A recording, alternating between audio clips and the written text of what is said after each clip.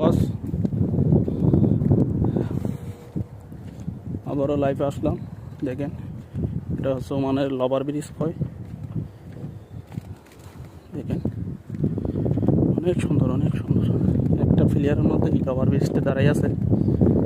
চতুর্দিকে সমুদ্র। দেখেন,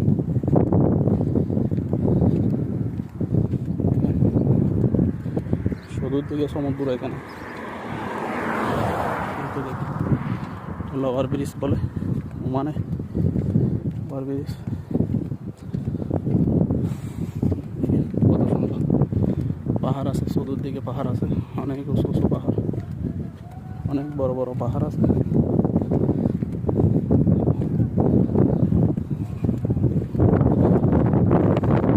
যদি দেখাই এখানের পানিটার কালার দেখেন।